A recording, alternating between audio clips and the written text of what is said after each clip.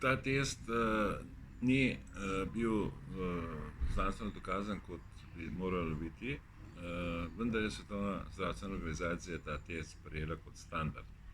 Ta test spada med CPR teste, za katere velja, da so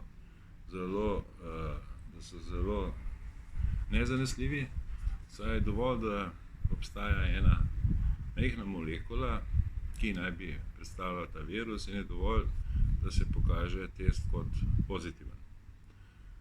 To so opazili na Kitajskem in njihov zaključek, ki je bil objavljen v neki njihovi znanstveni reviji pred kratkim, pravi, da je bil test zanesljiv 50%. Se pravi, od 100 ljudi, ki so bili pozitivno testirani, jih je bilo 50 v bistvu negativnih. Zdaj se postavlja vprašanje, zakaj je pri temu COVID-19 tako drugačna situacija, kot je bilo recimo pri ptičji ali svinjski gripi. Zdaj so uveljavljene restriktivne mere, ljudje smo izgubili veliko svoboščin in pravic, omejeno je, se pravi, potovanje, gibanje, ponekod so razglasili policijsko uro, ponekod je vojska na ulicah in tako dalje. Prepovedano je druženje, vse je zaprto razen nekih podjetij in trgovine z živili. Gospodarstvo je v šoku. Torej, v čem je razlog za tako obnašanje oblasti? Ne samo v Sloveniji, ne samo na Hrvaškem, ampak po celem svetu.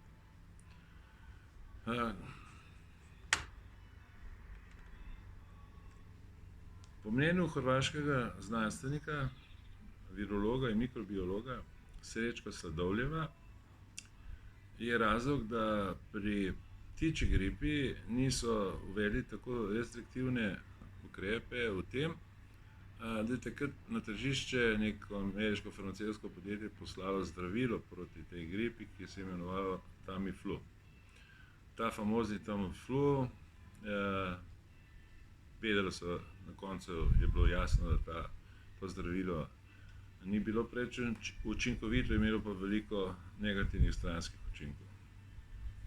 V primeru svinjske gripe pa je zopet neko farmacevtsko podjetje takoj na tržišče poslalo cepivo proti tej gripi, kar je v bistvu smešno, saj se ve, da neko cepivo, za izdelavo nekega cepiva je potreben čas. Za COVID recimo pravijo zdaj, da je to potrebno vložiti dela za eno leto ali pol drugo leto. In zato tudi v tem primeru WHO ni ukrepal. Pri temu COVID-19 pa ni zdravila, ni cepiva. Moram priznati, da je na začetku WHO dal napotke svojim članicam, da se naj spoprimejo s to epidemijo tako kot z vsako gripo ali podobno boleznijo. Dale pa tudi navodilo, da pa če mislijo, da je bolj nevarno, da lahko uvedejo bolj restriktivne mere, kar se je na koncu tudi zgodilo. Doktor Sladovljev je prišel navzkriž z oblastjo na Hrvaškem v primeru te prašičje gripe, saj oni tudi spadajo med skeptike, kar se vse te teorije okrog virusov in cepiv nanaša, in je zavračal uporabo tega tako hitro nastalega cepiva. Oblasti so bile do njega tako ostre, da so ga celo hoteli zapreti. Vendar je takrat znotraj Evropske komisije, Evropske unije nastalo neko delovno telo, ki je preučevalo obtožbe o korupciji WHO-ja, proizvajalcev tega cepiva in tako dalje. In na čelu so postavili člana nemškega Bundestaga vrhunskega pulmologa, doktorja Wolfganga Wodarka. Ta je stopil v bran Srečku Sladoljarju, sledila je tudi poljska ministrica za zdravje. Tako da Srečkotu ni bilo potrebno iti v zapor. Še nekaj v vezi dr. Srečka Sladoljarja. On je takrat demonstriral, kako ta bolezen sploh ni tako pogubna, kot so govorili, in zato se je dvakrat namenoma okužil s to gripo. Seveda njemu nič ni bilo. On je bil res takrat tudi vrhunski triatlonec. Zato se je to upal tudi narediti. To je zelo podobno, kar je počel pokojni ameriški zdravnik Robert Vilner, ki se je javno vsaj 100-krat okužil z virusom HIV in seveda nikdar ni zbolel zajcem. Na YouTubu imate tudi intervju z dr. Srečkom Sladoljarjem in specialistko interne medicine Lidijo Gajski. Po zadnjih podatkih je Lidija Gajski prišla v nemilost oblasti v Zagrebu in ji grozi odvzem licence. Saj je ona javno izjavila, da ne nosi zaščitne maske in tako dalje. Srečko Sladoljar je v tem intervjuju pokazal tudi en graf, in sicer mortaliteto, stopnjo mortalitete v Evropi v razmaku 12-10 let, ki gre preko vsakega leta in razdeljeno na starostne skupine. Če pogledamo ta graf, je pri najmlajših, se pravi otrocih do 4. leta, je ta linija skoraj popolnoma ravna, oscilacije so zelo majhne, kar velja tudi za starejše otroke, je tudi ta črta skoraj pravilna. Medtem ko pogledamo starostno skupino nad 65 let, tu nastane graf krivulje, valovi. In sicer jeseni se ta krivulja strmo narašča, januarja doseže svoj vrh, svoj pik, nakar proti pomladi se začne naglo spuščati, poleti je zelo ravna, se pravi zelo malo smrtnosti, nakar to zopet začne rasti. In če primerjamo to krivuljo, ta graf, bomo ugotovili, da letos ni nič nenavadnega. Se pravi, tu ni neki višji vrh, ampak je podoben kakor vsako leto.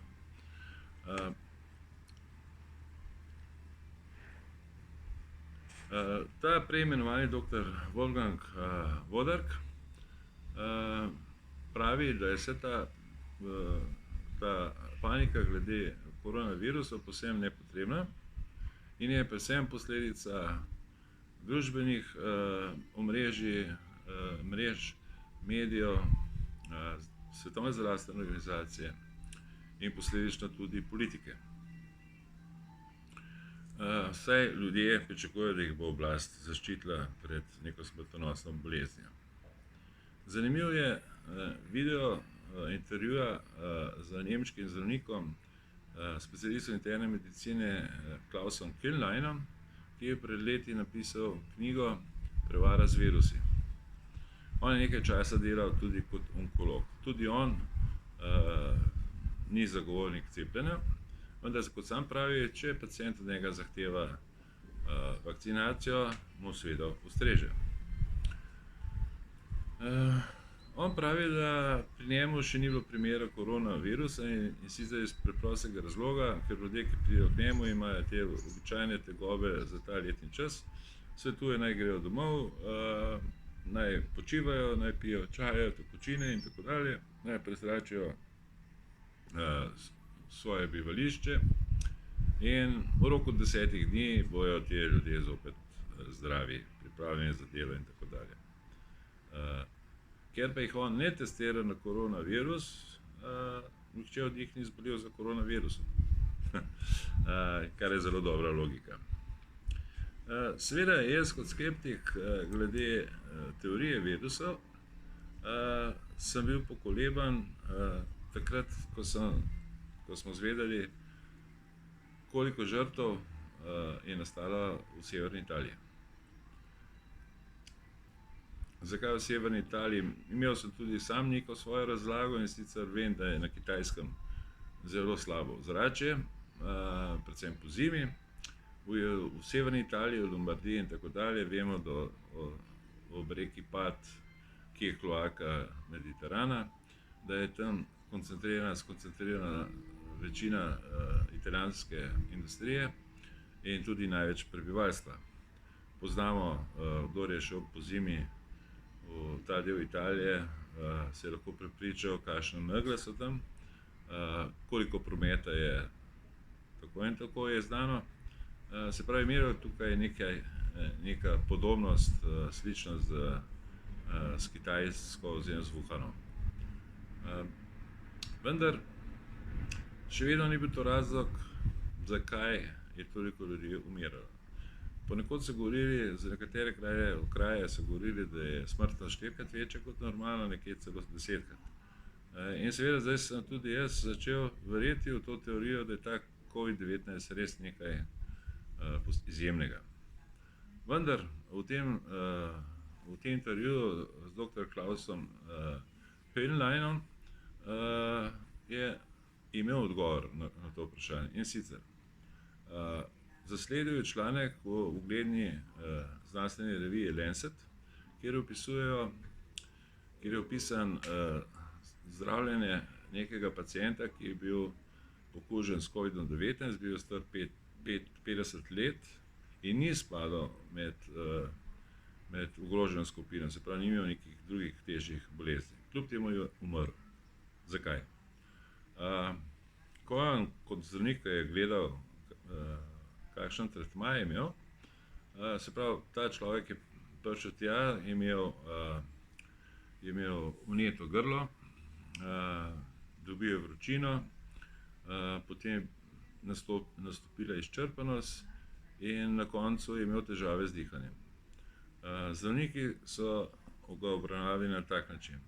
Najprej so mu dali velik odmerek kortizola, in to 600 mg, kar je zelo velika količina. Kortizol se uporablja zato, da zmanjša vnetje, kajti imunski sistem takrat preveč napade tisto področje, kjer se vnetje dogaja, in to dvigne temperaturo. Potem istočasno so mu dali še zelo močan antibiotik, na kar so mu dali, in to je zelo pomembno, dali so mu 2 zdravili, ki se uporabljata za zdravljenje AIDS-a. In sicer to sta lopinavir in ritonavir. Poleg tega so mu dali pa še interferon, ki spet utiša imunski odziv, na kar so mu dali še močne antibiotike in človek je umrl. Njemu je bilo najprej, temperatura mu je padla, dihanje je bilo olajšano, na kar je to njegovo stanje začelo rapidno propadati na koncu do tragične smrti. In seveda Höhnlein pravi tako, da on ne ve, ni bil v Italiji, ne ve, kako tam poteka zdravljenje. Toda glede na ta članek, ki ga je prebral, in za svojimi dolgoletnimi izkušnjami sklepa, da uporabljajo isti način zdravljenja tudi pri drugih bolnikih okuženih s COVID-19. On pravi takole: virusna pljučnica je bolj poredka. Toda, če človek ima to pljučnico, potem mora se delati na tem, da se njegov imunski sistem, da se dvigne, da ojača. Pravi, če bi mu takrat dal odmerek 600 mg kortizola, je vprašanje, kako bi potekalo njegovo zdravljenje. Verjetno slabo. On pravi takole: če bi nehali testirati za COVID-19, bi ta panika takoj izginila. On celo misli, da to, kar se dogaja v zadnjem času na Kitajskem, ko v bistvu ni več obolelih, razen tistih, ki pridejo od drugot in testirajo jih. In včeraj sem poslušal, da so našli 16 novih primerov, kar je seveda zanemarljivo malo za tako veliko državo. Pravi, verjetno je razlog v tem, da so prenehali z testiranjem na COVID-19. In tako njihovo gospodarstvo je zopet dobilo veter v jadra in življenje poteka zopet normalno, bolj ali manj.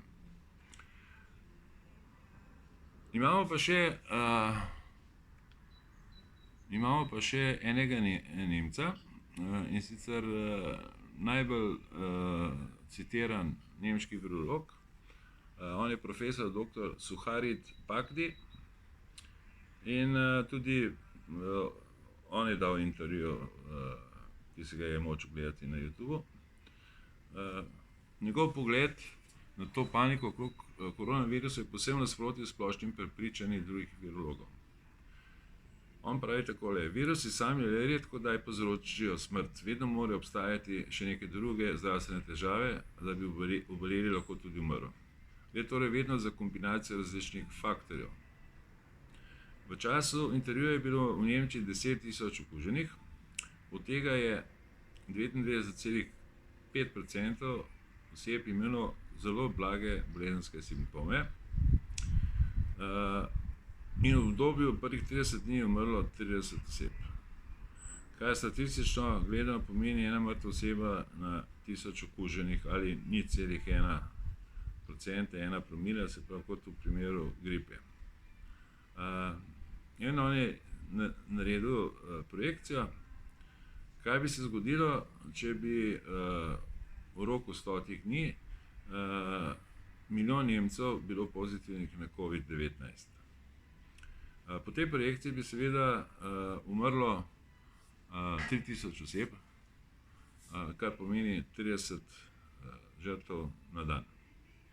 To se zdi pač velika številka, toda če pomislimo, da je v Nemčiji vsak dan v tem obdobju za različnimi boleznimi v Nemčiji umre 2200 ljudi, oseb starejših od 65 let, potem je ta številka 30 zelo majhna. In če bi od vseh teh 2200 oseb imelo nek koronavirus, 1%, če bi jih imel, potem bi to pomenilo 22 žrtev.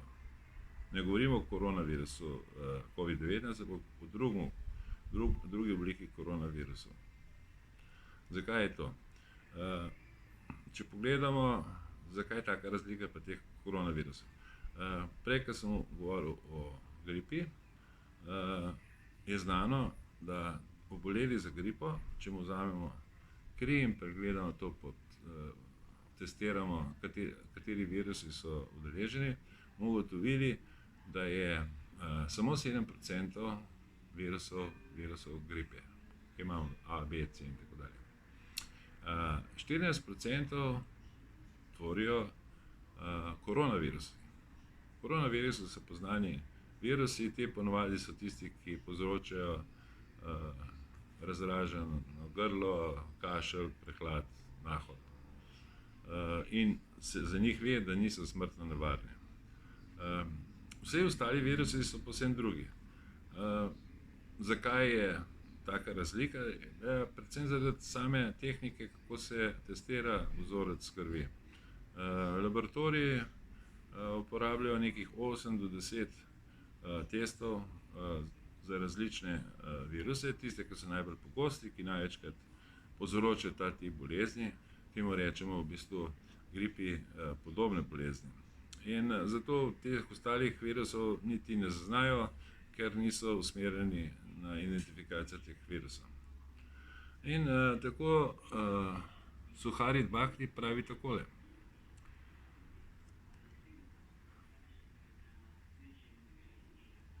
prav največje, da je to, kar se zdaj dogaja, groteskno, grozljivo in srhljivo.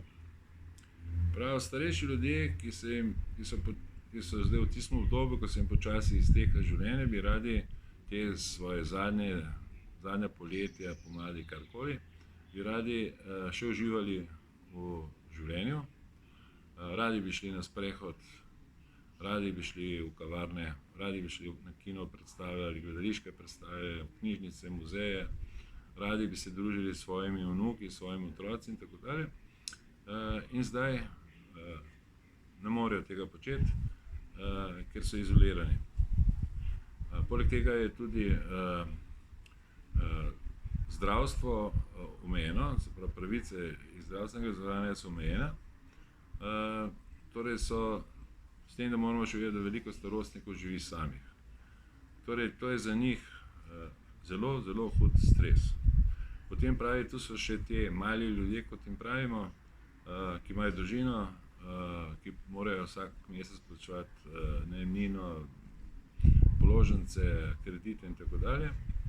In morajo prehraniti svojo družino in zdaj so v strahu, nekateri izgubljajo službe, vsi ne morejo delati od doma, se pravi, imajo potem tudi recimo zmanjšan dohodek in tako dalje. Vse to potegne za sabo veliko tega, veliko slabega. Profesor pravi tudi takole, to je pred kratkim, pa nekaj dni nazaj je poslal kanclerki Merkel odprto pismo, kjer je naslovil 5 vprašanj, in sicer v zvezi z zadevo COVID-19 v Nemčiji. Ne bom zdaj razlagal vsa ta vprašanja, je pa zelo ena pomembna stvar, in sicer, če najde znanost nek nov virus, ga je treba oceniti, kako nevaren je. In on pravi takole, tukaj imamo vse koronaviruse, ki jih poznamo in vemo, kaj predstavljajo, in tukaj imamo zdaj ta nov koronavirus COVID-19. Treba ugotoviti, ali je toliko nevaren, kakor so teli, ali je bolj nevaren. Prav, če je enako nevaren, potem tako ni treba izgubljati besed. Če je malo bolj nevaren od teh ostalih, potem tudi to ni noben problem za medicino. Pravi, če je pa to ogromna razlika, potem pa je problem, ki ga je treba res rigorozno reševati. Ampak takih študij v Nemčiji ne obstajajo. Je pa 2-3 tedna nazaj so pa Francozi objavili rezultat njihove študije in kaj se je pokazalo? Se pravi, ta koronavirus COVID-19 je toliko nevaren, kot so vsi ostali koronavirusi. To je za razmislek. Imamo pa tudi Makedonca, poznanega znanstvenika, dr. Vela Markovskega, ki podobno kot Klaus Henlein pravi, da je predvsem ta preveč agresivno zdravljenje odgovorno za večje število umrlih. Zakaj? On pravi, tako kot on iz tiste stare jugoslovanske šole znanstvenikov, on pravi, da kot prvo se mu zdi zelo čudno, zakaj mi, se pravi, te novo nastale države iz nekdanje Jugoslavije, ki imamo vsi to vrhunsko znanje, ki je obstajalo v Jugoslaviji. Vemo, da je bila tista služba epidemiološka, infektološka in tako dalje, da je bila izredno dobro organizirana, da se večina epidemij ni bila nikter problem za splošno zdravje. V 70-ih letih je bila v Srbiji variola vera, kjer so se naši te strokovnjaki z njo spopadali tako odločno in tako dobro, da ni prišlo do nikakršne panike, prišlo je do zajezitve in do izginotja variole vere.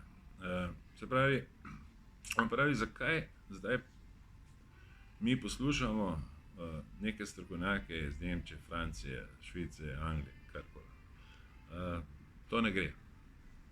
Pravi, mi bi morali uporabljati, mi imamo strokovno osebje z izkušnjami in mi bi to epidemijo zajezili, nadzorovali brez vsake panike, brez vseh teh hudih restrikcij in tako dalje. Poleg tega ga zanima tudi, zakaj v vrhovih struktur Svetovne zdravstvene organizacije ni nobenega predstavnika iz teh bivših republik, kar je zelo pomembno. On pravi tako, ta koronavirus v telesu, če ta COVID pride v telo, ne izzove nikakršne reakcije. To pravi, telo ne reagira, ker ve, da mu to ne bo predstavljalo kakšen večji problem.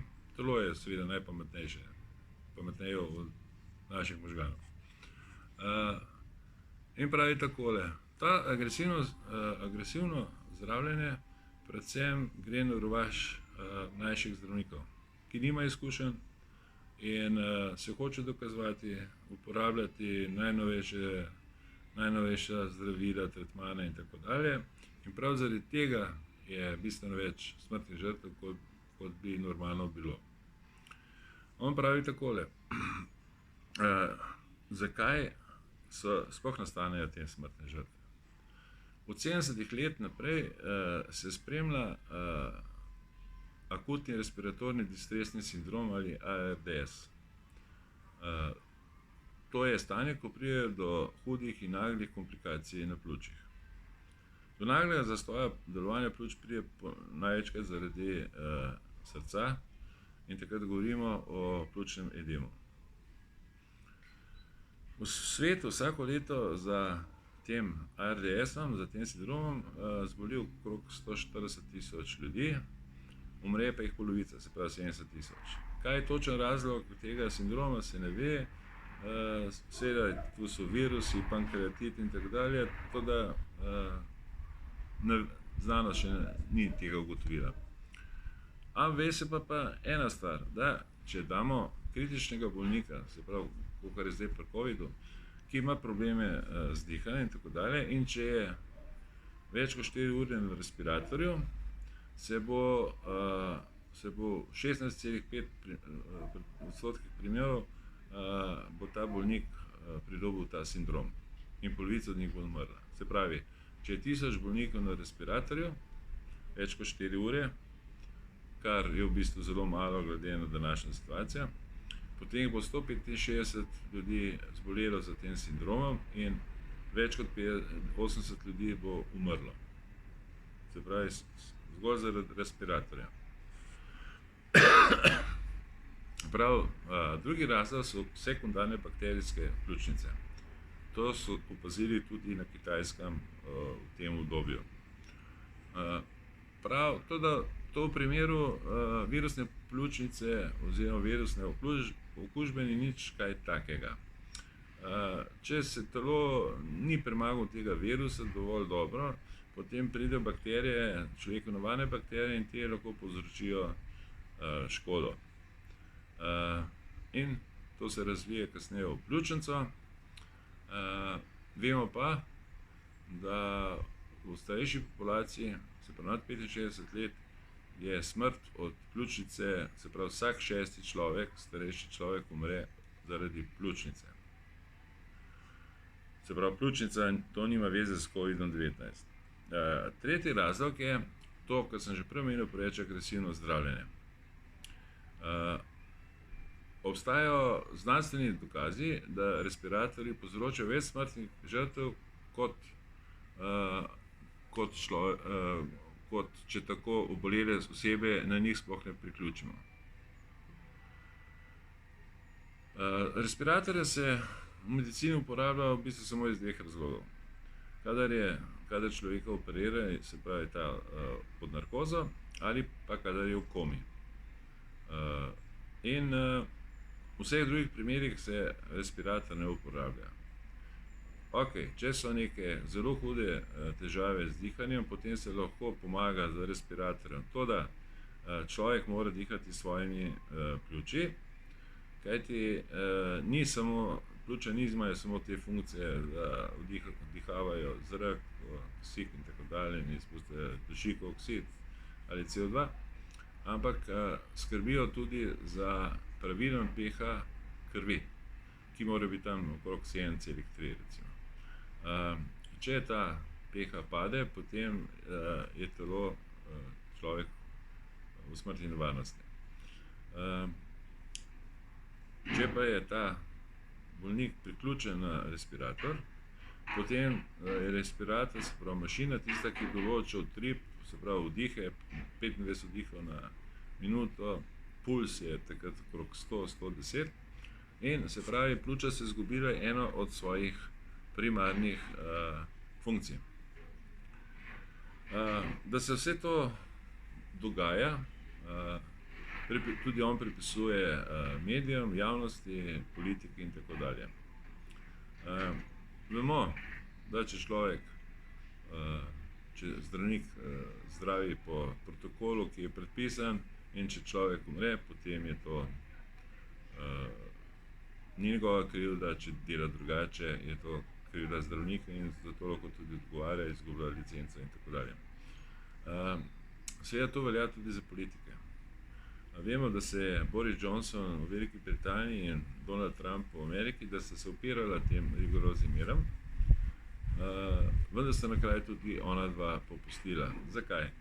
Zaradi tega, ker je bila javnost preveč na strani tistih, ki so paničarali okrog tega in ki so zagnali vik in krik. Seveda so tu veliko teh interesov vključenih, od farmacije in tako dalje, od ljudi, ki hočejo postati prepoznavni, in ego je tisti, ki je v bistvu glavni problem vseh takih stvari. Ker nekdo, ki dela zmotno in ve, da dela zmotno, bo njegov ego preprečil, da bi on to priznal in da bi se uklonil nečemu drugemu. In se pravi, politiki pa tudi odgovarjajo za stvari in zato so prepustili to nekim kriznim štabom, kot jih imamo pri nas, kjer so Kacini in tako dalje, neki ministri, potem najdejo neke virologe, ti virologi so zgodba zase, in ki potem govorijo vse, kaj bi bilo treba še in še narediti. Danes sem videl na televiziji, da imamo tudi združenje mladih zdravnikov in tam je eno dekle ropotalo, kako je treba te ukrepe še strožje uporabljati in tako dalje.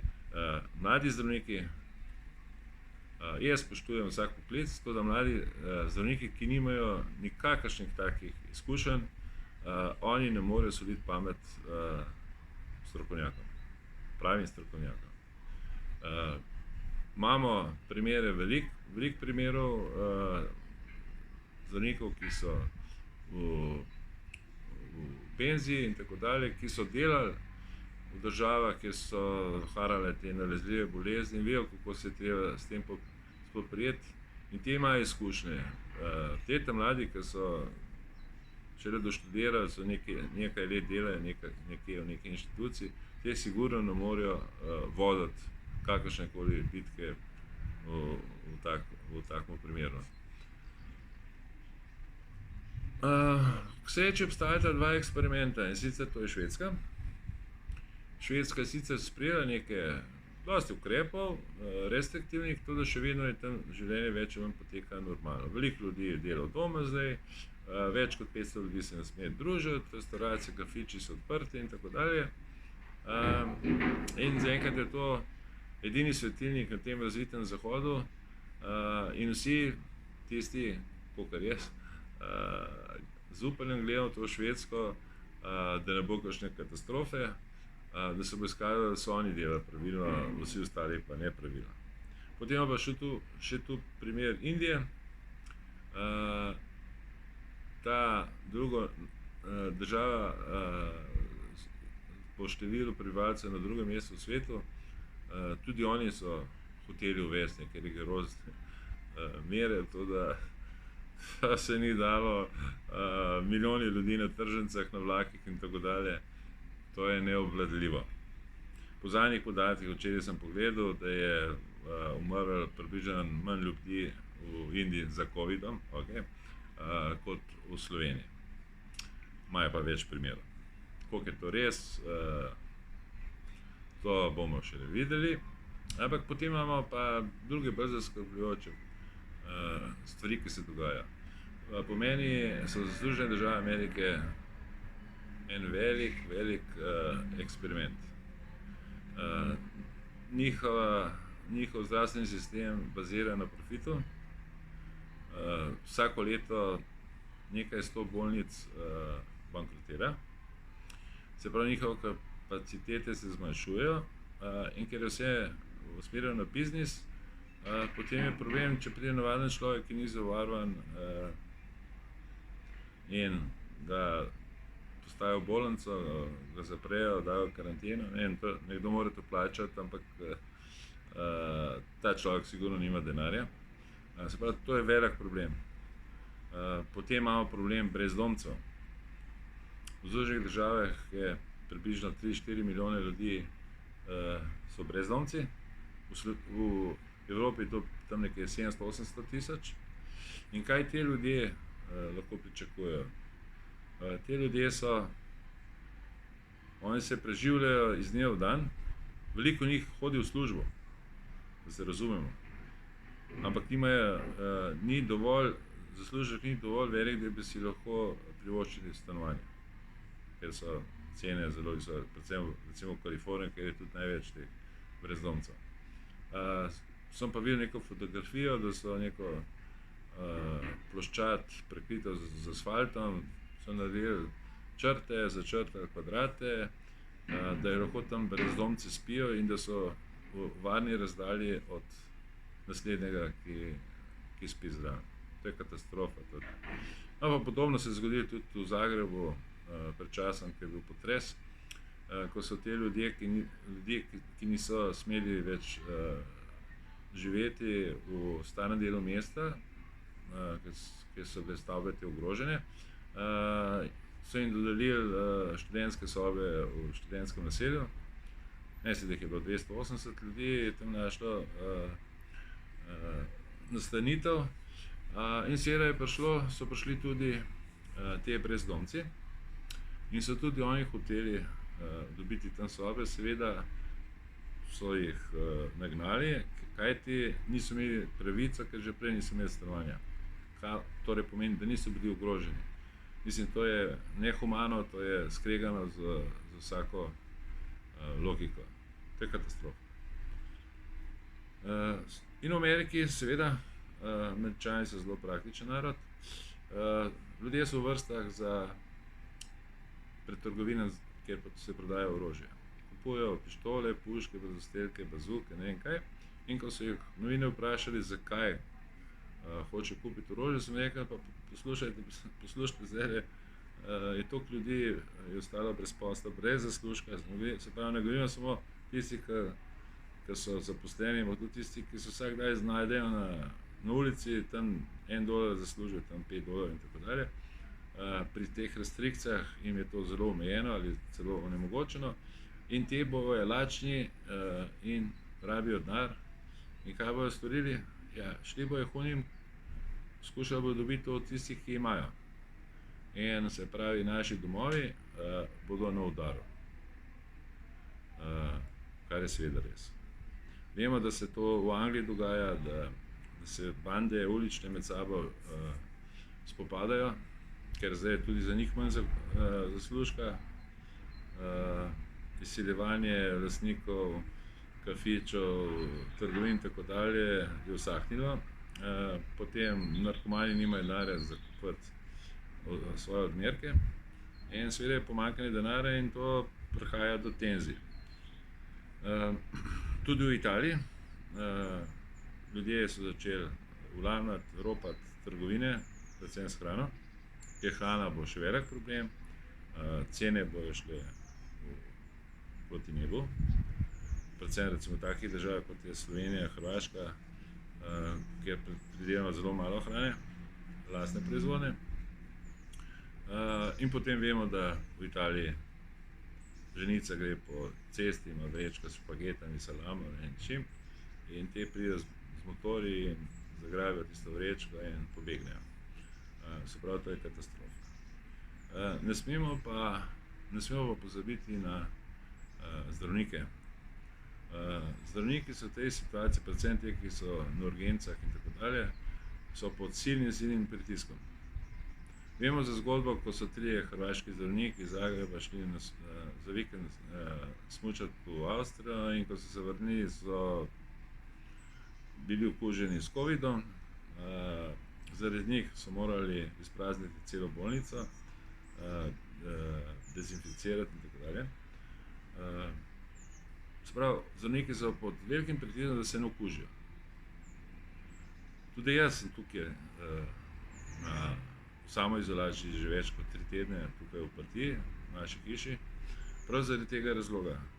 Ker že takoj pred enim mesecem sem izvedel iz Rusije, da se tam sprejel zakon, da kdor inficira zavestno nekoga drugega, da mu preti kazen 3 leta zapora. In ker si lahko to poročam, ko v bistvu tudi sem na čakanju, potem sem šel sem v Opatijo z mojo partnerko in je dober občutek, da veš, čeprav se jaz virusa sploh ne bojim, ampak recimo, da ga imam v sebi. In bi nekdo rekel, ja, tale me je okužil in bi se dokazal, da imam res v sebi ta virus, potem bi se odgovarjal. In zato, boš samoizolacija, gremo v trgovino, enkrat na 2-3 dni, maksimum in to je to. Grem na sprehod svojo drago in gremo na sprehod tukaj ob morju, prekrasno vreme je, prav uživam. In kar se mene tiče, bi rad videl, da to še traja, ker mi nič ne manjka. Ampak zdravniki pa so res pod hudim pritiskom in pred nekaj dnevi je bila neka vest iz Anglije, da je neka zdravnica iz okolice Londona šla v službo in ni vedela, da je okužena s COVID-19 in potem so jo testirali in je bilo ugotovljeno, da je pozitivna, kar je posledično pomenilo, da ne vem koliko ljudi v bolnišnici je okužilo paciente, drugo osebe in to je bilo zanje tako hud pritisk, da je storila samomor. Torej, vemo, da so zdravniki v hudih problemih, mnogo njih se ne upa iti domov, da ne bi okužili svoje drage. In to je v bistvu katastrofa, da v gospodarskih posledicah sploh ne govorimo. Neke projekcije so, da bo to približno v ekonomiji tako odmevno, kot je bila tista finančna kriza 2008-2009, pri nas malo kasneje. In napovedi so tam nekje od 8.000 milijard dolarjev do 25.000 milijard dolarjev. Za nezaposlenost so projekcije, da bo 30 milijonov ljudi ostalo brez posla. Ta številka je seveda zelo, zelo majhna, kajti samo v zadnjih 2 tednih je v Združenih državah 10 milijonov ljudi izgubilo posel. Videli bomo, kaj bo iz tega. Upam, da se bo ta norija čim prej končala. Upam, da ste vi spoznali en drug pogled na vso to situacijo. Kajti, če ta javnost sprožila vse te ukrepe, bo lahko mi, ki smo osveščena grupa, ko se bo to širilo, bomo mi mogoče pa tudi v drugo smer šli in bomo začeli pozivati k razumu. Naj se ukvarjajo s tem samo tisti, ki so res strokovnjaki,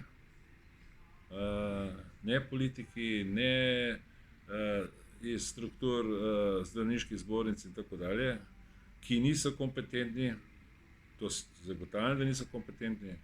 Kompetentni so samo tisti, ki imajo izkušnje in ki dobro poznajo to zadevo. Hvala lepa.